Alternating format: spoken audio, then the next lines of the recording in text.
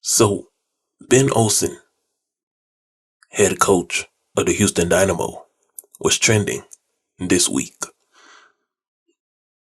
And there was an article written by MLS.com, and there is also an article written by the Washington Post, but that's a paywall, so I didn't read that. And as a matter of fact, he wasn't really trending, but there's just two articles about Ben Olsen that have stood out the most to me about him this week. But the main one was the one written by MLS.com because there's no paywall. So that can easily be read. And the message that I got from that is Ben Olsen asked about redemption. What kind of redemption? You see, Ben Olsen believes that he doesn't have anything to prove to anybody. He also believes that he doesn't have to work or to fight to earn his respect in Major League Soccer. Based on the MLSsoccer.com article, Ben Olsen just views himself as just another coach who's working hard, and he haven't done anything wrong. The latter is true. I don't think Ben Olsen did anything wrong. And quite honestly, I've never known much about Ben Olsen until he was hired by Houston Dynamo. And when people were criticizing him or criticizing Houston Dynamo's ownership for hiring him, I wasn't among those group of people because I never heard of Ben Olsen until he was hired by Houston Dynamo. So Ben Olsen, you believe that you don't have anything to prove to anybody. But let me talk about perception versus reality. You see, the reality in your eyes, Ben Olsen, is that yes, you deserve to be a coach. But the perception is that you do not deserve to be a coach. And even though perception is not reality, perception affects reality. Example number one, Greg Berhalter. Reality says Greg Berhalter of the U.S. men's soccer team, is a respectable, decent coach. That's reality based on his experience and amount of work and time that he put in. But the perception is that he's not a good coach. Why? Social media. That's why. You see, Ben Olsen, you have to understand that this sports world that we're all living in, whether you're a player, coach, fan, spectator, this new sports world that we're living in, you can't ignore social media algorithms. The reason why a lot of people view Greg Berhalter as a bad coach is because of the social media algorithms. Now, how has the algorithm generated a perception that Berhalter is a bad coach? There are people who are constantly just dragging his name, saying bad things about him, discrediting him, every little thing that they can find to say that he's a bad coach, any form of issue that proves their opinion, they promote it. And the thing about the social media algorithm that you have to understand, Ben Olsen, is that when people or just post in general constantly promote a negative image of that person, the algorithm will promote it. And it's the same vice versa.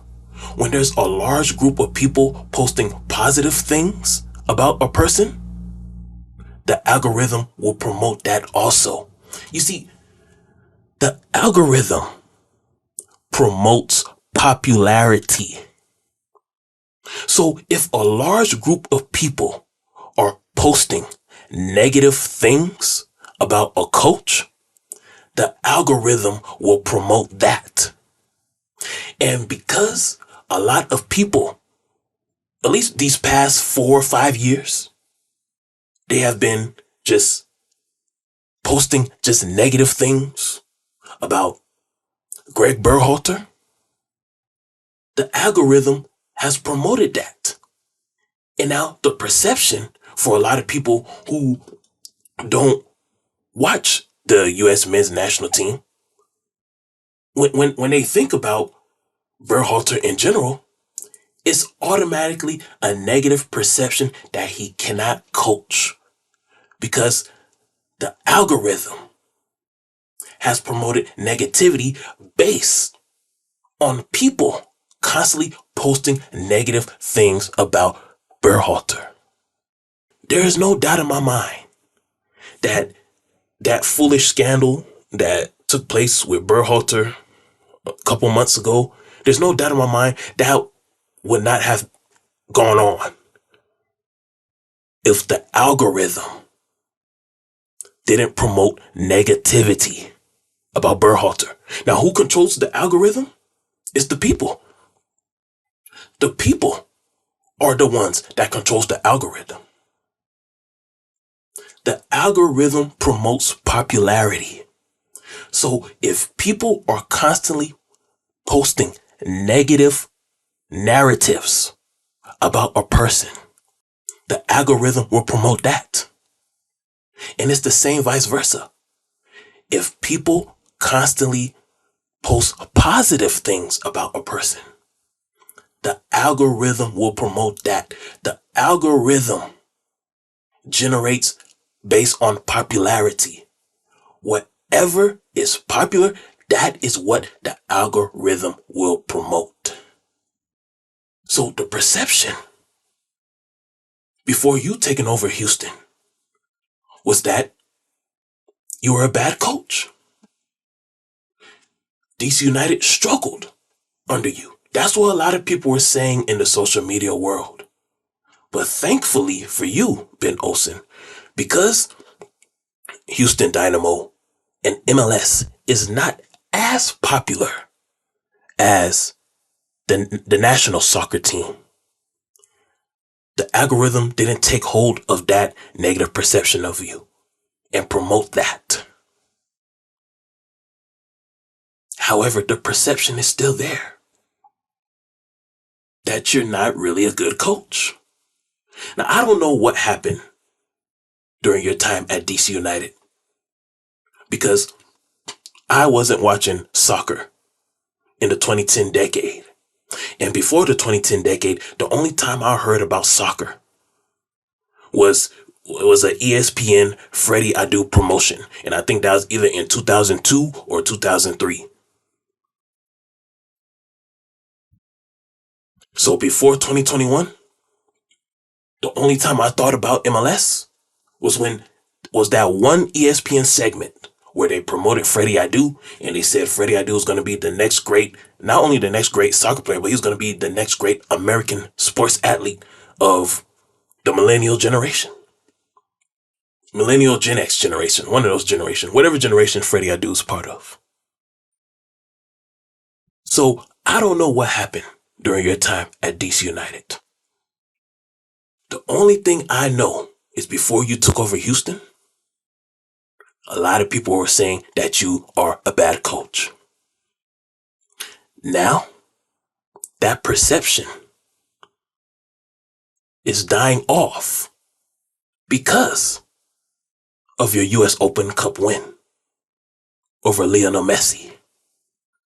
And winning is how you kill negative perceptions. And when I say winning, I'm not talking about just a regular season winning streak. I'm talking about winning trophies, being a champion at something. And you winning the US Open Cup over Lionel Messi, that negative perception of you being a bad coach have started to die. And like I said earlier, because your team in MLS is not as popular as the national soccer team, the algorithm didn't pick it up because the algorithm generates based on popularity. So because you are winning now, you have the opportunity to affect the algorithm in a positive way. Because now that you're winning, people are starting to get to know you. When I say people are getting to know you, those who didn't know much about you, people like me, who wasn't watching soccer before the 2020 decade. People like me are saying like, what was so bad about him at DC United? Why was there so much animosity among Houston fans and just soccer fans in general when Houston Dynamo announced that Ben Olsen is the new guy? Well, where's the animosity coming from? Because I'm seeing a team that's aggressive. I'm seeing a group of players that love their coach. I have not heard any Houston player complain about playing any games compared to the defending national champion, LAFC. I've not heard any Houston player complain about playing any games. I've not heard any Houston player complain about being tired and needing rest. I haven't heard any of that. Just nothing but positive vibes from the Houston Dynamo. And that's the kind of good perception that you can turn into reality. Because remember, Ben Olsen, perception is not reality, but perception affects reality. And it's not only negative perception that affects reality, but it's also positive perception that affects reality. Ben Olsen, let me give you another example of how perception affects reality. The Michael Jordan, LeBron James, the GOAT debate. This is just going to be a debate that all of us are just going to keep talking about and keep hearing for the rest of our lives. Unless you just stop following sports, then you won't hear about it anymore. But if you're in the sports world, player, fan, coach, booster, supporter, spectator, whatever, this is a debate that we're all going to keep hearing for the rest of our lives, whether we like it or not. But do you want to know why this debate is never going to die? Because reality says that LeBron James is better than Michael Jordan. He's bigger. He's faster. He's stronger. He's more durable. He's more athletic. He may not be as skillful as Jordan when it comes to dribbling and shooting. Well, you take LeBron's overall attributes and you compare it to Michael Jordan's overall attributes, LeBron James is the better player, and that's what reality says. But perception says that LeBron is not better than Michael Jordan. Why is that? Well, the argument is Michael Jordan played in a tougher league at the time. The guys were mentally tougher. The guys loved basketball. The guys did not put fame and women and sex and just overall popularity over the game of basketball. Now, that's not to say every single player was like that, but in general, majority of the players truly wanted to be good. They loved basketball more than anything else. You didn't have guys taking nights off because of religious beliefs or socio-economic beliefs or political partisanships. You didn't have guys taking nights off because they didn't like the coach or they didn't want to be around their teammates. Guys put basketball above their egos, and the rules were different. A little tap on the arm wasn't a foul. So the perception is because Michael Jordan played in a tougher NBA during his time, and for him to play at a high level in the midst of the game being tougher during that time, he is still the GOAT. And that's the perception that has affected the reality. That's causing many old people to this day, they will die with that belief that Michael Jordan is the greatest ever. And there is nothing that anybody can do to change their mind. It doesn't matter how many debates that young people have with older people at the Thanksgiving barbecue, the Christmas barbecue, New Year's Eve parties. It doesn't matter how many debates that you see old and young people have. Old people are not changing their mind on that. It doesn't matter how many more years LeBron James play. It doesn't matter how many more rings LeBron James get. It doesn't matter if he leads in every statistical category in NBA history.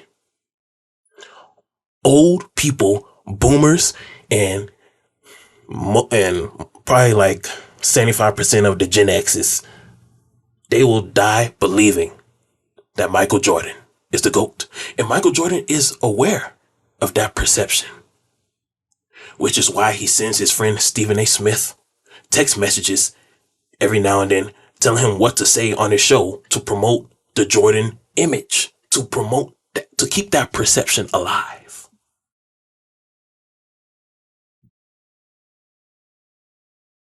So Ben Olsen, whenever you step on that field, you need to keep perception versus reality on your mind. And you got to remember, perception does affect reality. So you said redeem from what? What are you redeeming yourself for? What? You're redeeming yourself against the perception that you're not a respectable coach. We all know you're a good coach by now. We know.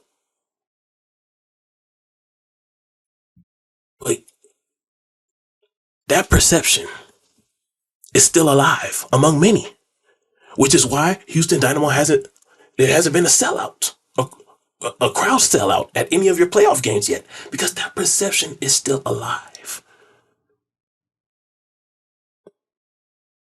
Your job this decade, Ben Olsen, is to kill that negative perception. that you can't coach. It's to kill that negative perception that you can't win any more championships. See, some people are saying, oh, that win in the U.S. Open Cup, that was just the U.S. Open Cup. And Miami, they just came off of a Leagues Cup championship. So they didn't really take that U.S. Open Cup championship. So they gave Messi a pass. So now you got to go get an MLS Cup title. You got to get through Kansas City. And then either Seattle or LAFC to the MLS Cup title match. And then against one of the Eastern Conference foes in their house, Ben Olsen.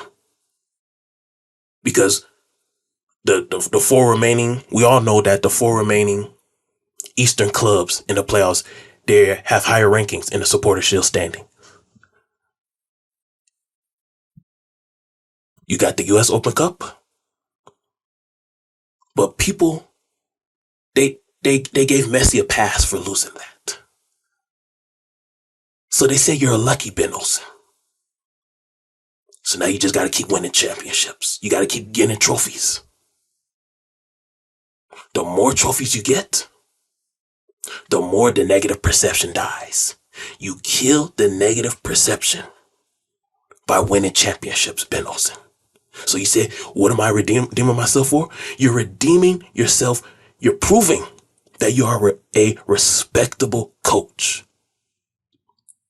that deserves that Houston job. Because a lot of people believe that you don't deserve that Houston job. So whenever you step on that field, Ben Olsen, you got to keep that in mind. And I see the fire in you. I know I know you're aware of the negative perception because I see the fire in your veins, the passion that you coach with. You got a US Open Cup now? Now it's time to go get that MLS Cup title. The more championships you win, the more the negative perception dies, Ben Olsen.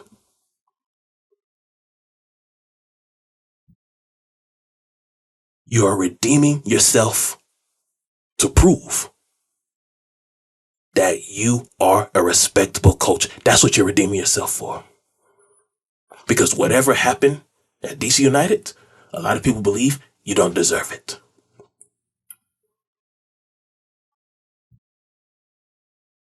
Now, as for your traditional foe, or I'm thinking about the right word to say, your original rival, your old time rival, Sporting Kansas City. What is the perception on Sporting Kansas City? Sporting Kansas City, let me tell you the perception about you. The perception is you are not the soccer capital of America. How often do you see people when you're walking in the streets and going to the grocery store outside of Kansas City? How often you see people wearing a Sporting Kansas City jersey? When you go to the local lids, the hat store, how often do you see a Sporting Kansas City hat? When you go to Lid's Locker, the clothing store, how often do you see a Sporting Kansas City jersey? In my 32 years of life, I have never seen a Sporting Kansas City hat in any Lid's store. In my 32 years of life, I have never seen a Kansas City jersey in the Lid's locker room store. How can you be the soccer capital of America when you're not even the most popular team in America? Sporting Kansas City, how many stars do you have? You got 2 stars. But the perception is you have none. Because even though the amount of success that you have had with Pete Vermees over the years, you're not as popular as LAFC. You're not popular as Miami. You're not as popular as New York City. You're not as popular as Atlanta.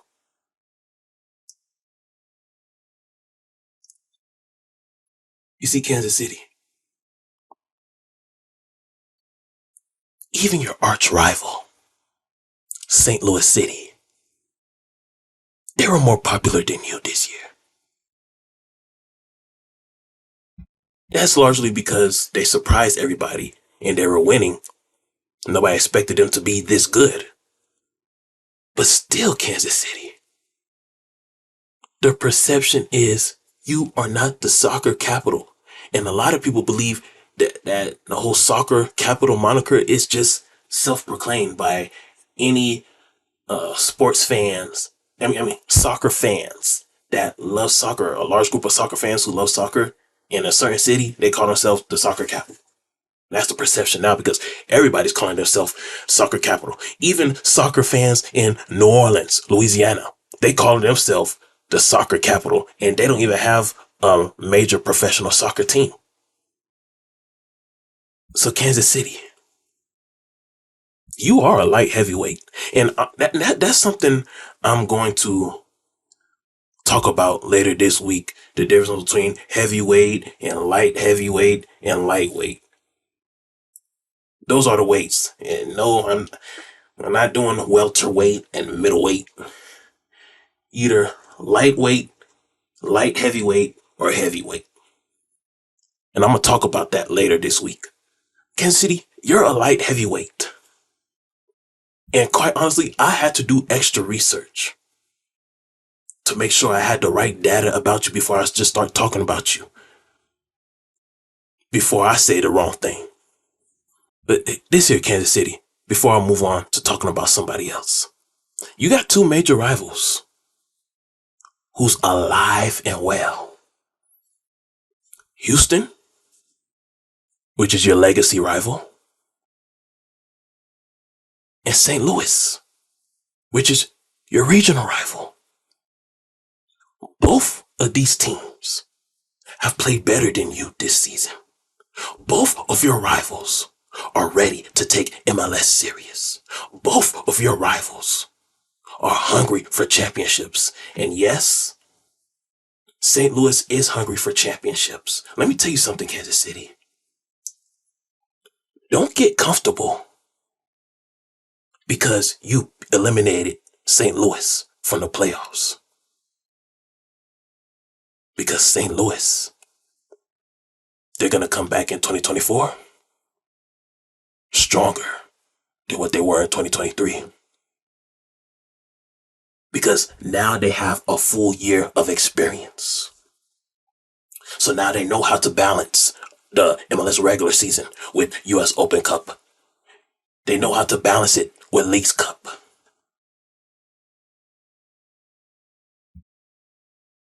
Their participation in the CCC, that will be new. That'll be a new thing for them to balance. But they can handle the grind now. And I haven't heard any rumors about any St. Louis City player that wants to leave the team to go to Europe. I haven't heard any rumors of that. So as of today, on this Thanksgiving Day, every key player that was part of the inaugural 2023 St. Louis City team, the expectation is that they'll be back in MLS in 2024 with St. Louis City.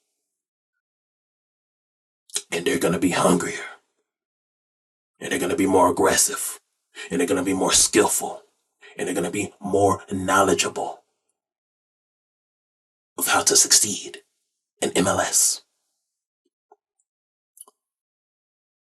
So that means you got to step your game up. You just eliminated your rival in the playoffs. And now it's a lot of people are expecting your rival to eliminate you. That's the expectation. That's what a lot of people are expecting. Because the negative perception that Ben Olsen is a bad coach, that is dying. It is dying really fast. As long as he continues to win, it'll continue to die down fast. So that's something that you should keep in mind, Kansas City. Don't get comfortable in the 2020 decade. Don't get comfortable. There's always room for improvement.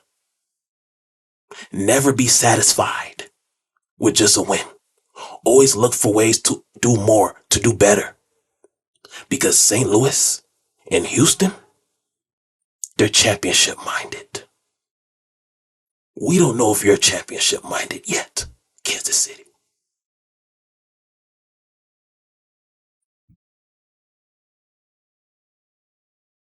Now, speaking of another championship minded team, Cincinnati. Cincinnati earned its first major trophy in its history. I'm not sure what its history was like in USL, but when it comes to the top tier, Cincy earned its first major championship trophy by winning the Supporters Shield. And Cincy's basically a team that has nothing to lose. Because we didn't expect Cincinnati to make it this far. And they're playing against a Philadelphia team where they have learned from their mistakes in last year's playoff elimination. So their confidence is high. You see, some people view Cincinnati as the 2021 New England Revolution squad that played so well and they kept that top spot all season long, and then they ended up getting eliminated by New York City Football Club. They're a one and done.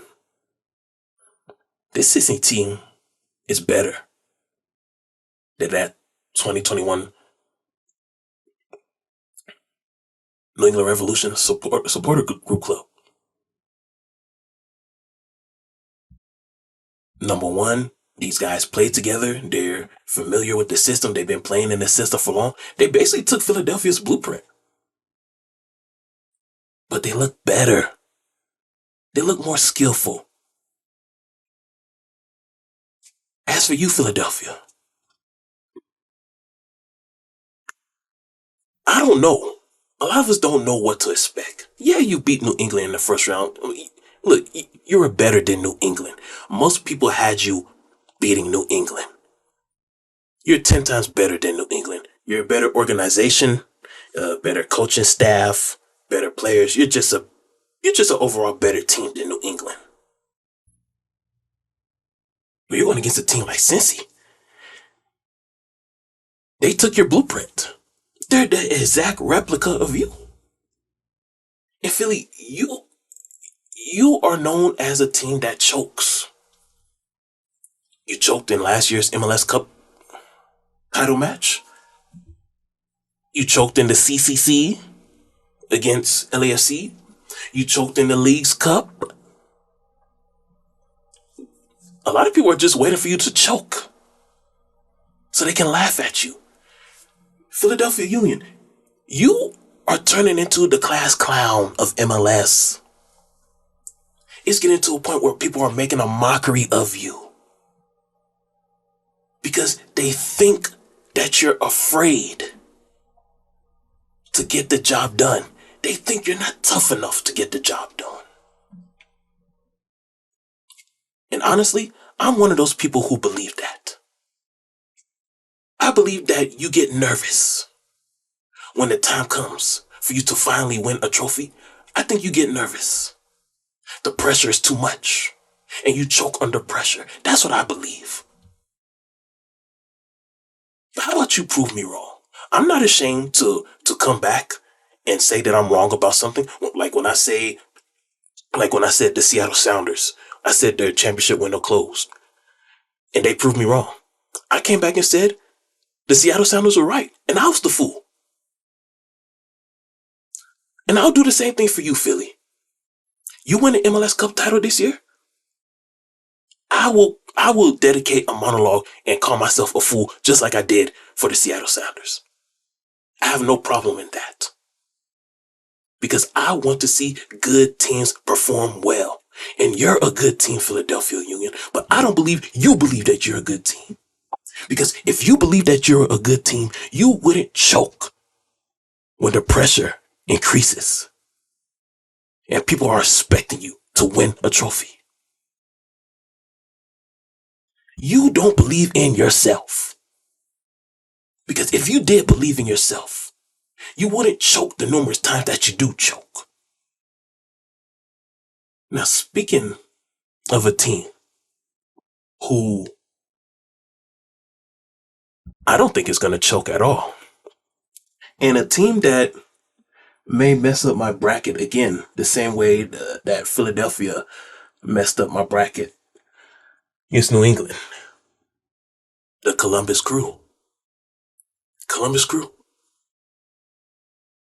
let me tell you something. Columbus Crew, you are the last Eastern pioneer standing. You are the last legacy club in the East standing. Vancouver, they're the last Canadian standing. They went down. I guess I jinxed Vancouver. Hopefully, I don't jinx you, Columbus, by saying that you are the last legacy club in the East standing. I'm trying to be more neutral. I got a word for Orlando after this, so. But listen, Columbus, the New York Red Bulls, they're out. New England Revolution, they're out. DC United is dead. DC United is non-existent. And that's a damn shame. Because once upon a time, DC United used to be the face of the East. Once upon a time, DC United used to be the beast of the East. Once upon a time, DC United used to be the best in the East. Now they're extinct. People don't even think about DC United when it comes to the best teams in MLS. When it comes to preseason rankings, DC United is not even top 5. Everybody believes DC United is going to miss the playoffs. DC United has become a loser in the minds of many soccer pundits. DC United has become a loser, a bottom feeder in the world of soccer. DC United is at the bottom of the pyramid. And they have accepted it. And that's a damn shame. So Columbus Crew, you're the last prestigious Eastern legacy club standing. New York Red Bulls, they're not trying to win championships like you. New England Revolution is not trying to win championships. But by the way you play Columbus, the fervor that you play with, you're the pioneer in the East that is striving for greatness. You got a ownership group in Jimmy Haslam. A lot of people criticized him for spending too much money on his NFL quarterback, Deshaun Watson. A lot of people in the media said he was wrong. But in my opinion, he did nothing wrong. Because when you're trying to win, when you're trying to be the best, you take risks. A lot of people, including myself, was mad that that Columbus Crew, that y'all sold one of your valuable players during the middle of the season. But at the same time, you quickly found his replacement in Diego Rossi. You didn't do what New York City did. They loaned a valuable player to Europe, and then they waited almost an entire year to find his replacement. You didn't do that. As soon as you got rid of one of your valuable players, you immediately found his replacement. And that's what championship-minded teams do. Championship-minded teams, they don't get rid they don't have plans of getting rid of a valuable player without having his replacement ready to sign. You got rid of a valuable player, and At the same time, you already have plans for his replacement. That's what championship-minded teams do. And you, Columbus Crew, you're a championship-minded organization. So that's why I don't mind. If you mess up my bracket the same way Philadelphia Union did, I won't have any problem with that. Because I have Orlando beating you, and I'm not changing my mind. And I'll explain soon. But I'm not changing my mind. But I wouldn't mind. I wouldn't be upset if you beat Orlando and you mess up my bracket. Because I want to see good teams win. And not only do I want to see good teams win, I want to see teams that desire to be great, to be successful. That's why I was talking about LAFC so much for most of this year. I want to see teams that desire to be great, to become great. And people who think that Lionel Messi is going to dominate the Eastern Conference next season, y'all better start paying close attention to the Columbus Crew during this playoffs. Because Columbus Crew is saying, not so fast. We are younger. We're more energetic. We're more durable. Our players play in more games. Our players are not taking games off to eat some tomatoes and bread. Y'all better pay close attention to Columbus if you think that Lionel Messi is going to dominate the East next season. Here's another thing. Columbus. I don't know what the outcome for the Cincy Philadelphia match is going to be. But I believe that there's some people connected to Cincy, people in executives that work for Cincy, who really want to set the stage for a Hell is Real Eastern Conference championship. And if that happens, Columbus Crew, if that actually happens and you have to travel to Cincy for an Eastern Conference championship, there is no way you can lose that. But I'm not going to talk too much about that. If that actually happens, if we get to that point where if it's Columbus Cincy, I'll talk about that next week. If that actually happens. Now, last but not least, Orlando City. One of the reasons why I choose you to make it to the MLS Cup title is because I noticed something different about you after the Leagues Cup. After you lost to Lionel Messi. You look like a championship-minded team. Not only that, you look like a team that is angry. You look like a team that's angry not only because you lost to Messi, but you're just angry because people view you as Miami's little brother. And you have been the team that's been better than Miami before Leo Messi came. You have been more successful than Miami. But just because they get a global icon, all of a sudden, you're the little brother now? Oh, hell no. We're not going to stand for that. That's the kind of mindset you have. We're nobody's little brother. We are the best team in Florida. And we're going to prove that. You prove that by winning championships. See, you and Miami, you're tied at 1 now when it comes to trophies. You got a U.S. Open Cup title. Miami got a Leagues Cup title. But because Major League Soccer values the Leagues Cup more than U.S. Open Cup, because Leagues Cup, they actually make money off of Leagues Cup, so they value that more. A Leagues Cup title is more prestigious than a U.S. Open Cup title. That's just the reality of the business. It is what it is.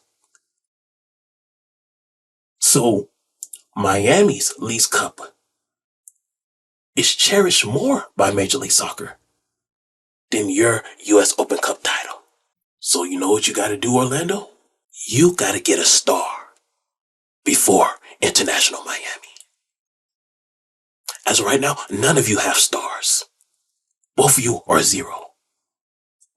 Do not allow International Miami to get a star before you. At one point, it looked like your GM was possibly leaving. He was talking to DC United, but now it looked like that's not going to happen, and maybe he'll be back. I don't know what's going on with the Orlando front office. I don't have any sources. Hopefully he stays, because he has the opportunity to build something special. When it comes to teams in the Southeast in general, Orlando, Atlanta's more popular than you. Atlanta has a star. Miami is more popular than you because Miami has a Leagues Cup title. Nashville is more popular than you. I don't know why, but a lot of people had Nashville beating you in the playoffs. I really don't understand why. Probably because of Hanny Mukhtar, maybe.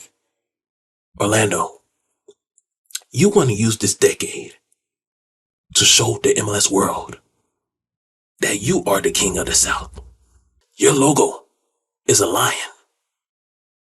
A lion has always been known as the king of the jungle. But you're not known as the king of the South.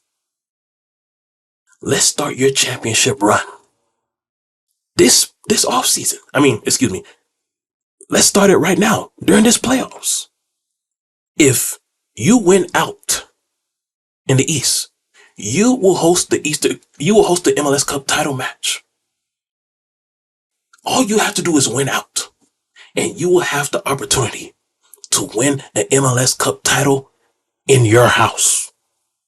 Take advantage of it, Orlando, because it's not granted that this opportunity will happen more often, because this league is getting tougher and tougher and tougher.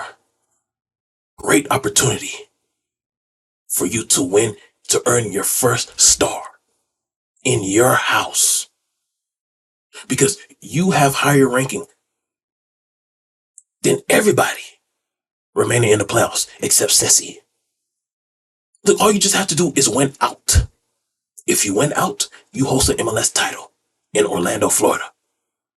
And if you get the opportunity to host it, there's a great chance you'll win, because the whole city is going to rally behind you.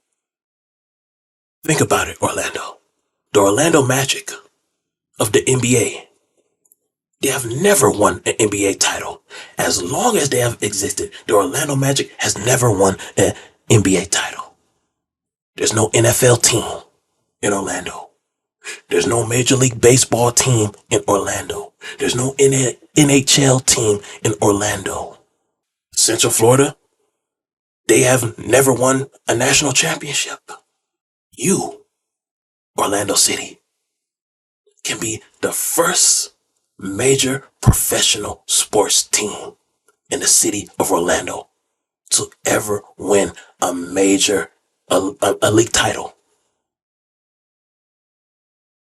I repeat, this year, you can be the first major professional team in the city of Orlando to ever win a National League title in your house.